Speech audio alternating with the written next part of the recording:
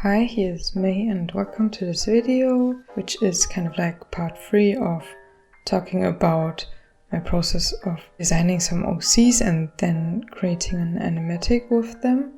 And in this part it's all about the animatic and how I planned for it, and I'll talk about some things you can do when you want to create multiple illustrations for your OCs or just an animatic in general, what you can look out for and what steps you can take and what steps I took, and I hope this will be helpful to you. So let's just jump right in. Overall, I broke down the steps you can take to first the planning stage. Here you define what you want to include, the scenes you want to be shown in your animatic, and you can make choices about how you want to handle compositing, what you want it to look like stylistically, and the planning stage also involves getting a lot of inspiration. Then the second stage would be the execute stage. Here you first prepare what poses and backgrounds and in general what style of art you want to use in your animatic. And if you are using your OCs, then it's definitely good to already have them designed and maybe also an idea what their personality is like. And then you just execute and animate and draw. It's good to have a process that you can go for each of the drawings so that it will overall look similar. At least that's what I like when I have to do multiple illustrations, to have a process that's similar for all of them. And finally, the last stage would be the editing stage. I'll talk about what I did in this video, but if you're looking for some more inspiration and also what I was inspired by, I advise you to look out for the next video next week, in which I'll break down some of my favorite anime or game openings that are edited very nicely, in my opinion. For now, I'll start talking about how I executed all of the steps I just mentioned. The idea that I initially had was that I wanted small short animations mixed with illustrations for the overall animatic video. Because of that, I used the same coloring style for all of it. And for the lines, I just used my usual thin lines that have some varying line weight. And the style of the backgrounds was supposed to be different from the characters. When you come up with ideas for scenes, some questions to ask yourself is just what setting you want the scene to be in and what actions you want your characters to do there. Choosing this was fairly straightforward for me, since I went off my character descriptions I already had for OCs, which I talked about last week. The world I wanted my OCs to be in was like the real world, meaning they would do actions that people in our world would do. And I overall had 3 scenes for each character, and in them I wanted to represent one interest or hobby of the character. I picked what I wanted them to do from the character profiles I made before, and to decide which scene to animate, I looked at what would be interesting and with which scene could I maybe create some nice transitions. For example, I had one character taking a picture with a camera, and I thought as a transition you could do a flash and then to the next character. Or one character was playing tennis and I had the ball from playing tennis overlay as a transition to the next character. Then I also wanted to do different shot sizes for each character, meaning that I had one scene where they would be shown in a full body, then one in a half body and one close up. But sometimes this turned out a little different. It's good to come up with some rules for variety scenes, but also don't be afraid to break those rules if it benefits the result. What you can also consider if your characters are focused on fashion or you like fashion design is the outfits of the characters. I had 2 outfits for each character. Too many different ones might make things confusing, but only one might not be realistic, because normally you change clothes at some point, but in many shows characters also wear the same outfit most of the time. It depends on the universe really. You can choose how you want to approach this. And after the 3 scenes for each of the characters, I also had scenes of them interacting together. Since it's always nice to see how characters interact with others, it just makes them feel more alive in my opinion. I had these interaction illustrations and with 2 of the characters, and then 2 illustrations with all of them together. The scenes I animated were just scenes of the characters, though I think if I had to do a scene of all of them together animated, I would have to be very careful with what I do and it would take pretty long. But for the character animations, I referenced my own illustrations since I already drew the characters a few times before for designing them. And this was very helpful to make sure that the characters look like themselves. Since I was working on the whole animatic on my own, I only did 1 animation of each character with 1 pose into another. Like this, I had a start and end pose I drew in the beginning, and I knew these poses would be visible the longest, so I focused on making them look good. Then I had 2 in-between poses, which don't always look as good as the start and end pose, in my opinion. Also, when I animated, I wanted the scenes to match the beat, but you can adjust that later on. Unless you want to do like a lyric video, then it's probably good to already check the timing beforehand. If you only want to match a beat, you can probably do that just by editing. And while I did 1 animation for each character, I actually did 2 animations because, as mentioned before, I did 3 scenes of the characters, but before this I also did a small intro scene of each of the characters, meaning that each character had 4 scenes, but one of them is just an introduction scene without any background. I animated those scenes as well with 1 start, 1 end pose and in-betweens. While doing the scene animations, I generally use lots of references. For example, I mentioned before that I did one of the characters playing tennis, and I used the references from tennis players. And I also used stock images of people watering plants, it's kind of funny to look up. In general, it's good to know why your character is doing what they're doing. Storytelling is a very powerful tool when you are creating an animatic and just want to kind of tell a story. And now I'll talk about each character and their scenes, where the scene is taking place and what the character is doing. Maybe you can pull some inspiration if you also want to create an animatic with some characters at some point. At first we have Mizu, and his first scene was getting a book in the library. The second scene, reading a book in bed. So both these scenes are kind of about reading as his hobby, and then the last one is him cooking something.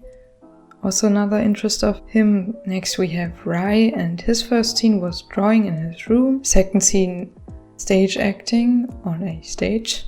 And the last scene was just him walking through the city. And this one doesn't really show a specific interest that much, but it kind of shows that he's always on the go and busy. Then next we have Chiyo, and his first scene was playing volleyball. The second scene, watching anime in his room. Well, he's just watching something, but yeah, to me it's anime. I also put some manga posters and figurines in his room to hopefully convey that he's a fan of that. The last scene was him taking photos on the city streets. The next character then is Hira. His first scene was playing a guitar and singing in a cafe. The second scene, choosing outfits in his room. And the last one, playing tennis outside on a tennis field. Then we have the next character, Shin, whose first scene was sleeping in his room. This was just to convey that he likes staying in his room a lot. And the next scene was him at his PC playing a game, or maybe also editing videos, since both these things are what he likes to do. And the last scene was him journaling, since he also likes journaling. And all of these scenes were in his room. And I did the same thing for the last character, Yumi. Both Shin and Yumi, all their scenes were just in their rooms. And for the other ones, I wanted one of them to be in the room and 2 of them to be outside somewhere. For Yumi, the first scene was him programming, just looking at his PC, but he would be programming since he's studying web development. The second scene would be him working out, and the last scene would be him watering plants. After this, I included one scene for all of the characters as kind of couples, or just with the person they're closest to from all of the OCs. And to transition between those scenes, I had Yumi with the watering plants scene look outside his window and then want to zoom in into the window and make the sky from bright to dark, since the next couple illustrations would be Miso and Rai at night stargazing and talking. Overall, also with Shin journaling, for example, the way he was transitioning to Yumi was that in his journal he had Yumi's birthday written down, and I zoomed in on Yumi's face to then transition to him. I really liked coming up with some transition ideas between the characters. So the first scene of the couple illustration was them watching the night sky on a balcony rooftop, and the next scene was Hira and Chiyo going shopping at a mall, and the last couple illustration was then Yumi and Shin playing video games in the living room. Their couple illustration is also just in a room, just like their scene illustrations. And then finally I had 2 other illustrations of the characters all together. One of them was them sitting in a park. I had a lot of fun with this illustration, and then the last one was just them standing together. I didn't have any background or scene idea for this in mind. I just wanted the characters to be in a group. Those were all of the scenes or illustrations I included, and then what I did for all of the backgrounds for this, since I didn't want to spend a very long time drawing the perspectives for all of the backgrounds and coming up with them and so on, I used Sims 4 and did some line work over screenshots I took from there. Well, not with all of the backgrounds. I traced over the screenshots, but I didn't do it for all of the backgrounds. It got kind of boring over time, but it definitely was faster than coming up with the backgrounds myself, if I wanted them to be as detailed as they are in this animatic. And I think since I went off a base of Sims 4 for all of the backgrounds, they coherent together, which was also important for me. They also changed up some colors to just have them fit with the characters more. Overall, the places I wanted to include was the rooms of the characters, then a cafe, this outside tennis field, a stage, the city, a kitchen, a library, balcony or rooftop, and then a mall from outside, and finally the park. And the approach I took for creating the backgrounds was that for a few days I spent around 1 hour to find some nice rooms or settings in Sims 4 where I then set up a camera and took screenshots. I also put some furniture into the rooms myself sometimes to just have it appear the way I wanted it to. And if you have maybe a story or a comic and you want to show the same place from multiple views, you can also just build rooms yourself if you enjoy it and have access to Sims 4 or maybe just some other 3D software. It lets you explore your characters in a new way, since you have to think about how their room would look, what they would have in there. After taking the screenshots, I also modified them sometimes, adding objects or designing them differently to just match what I wanted to be in there.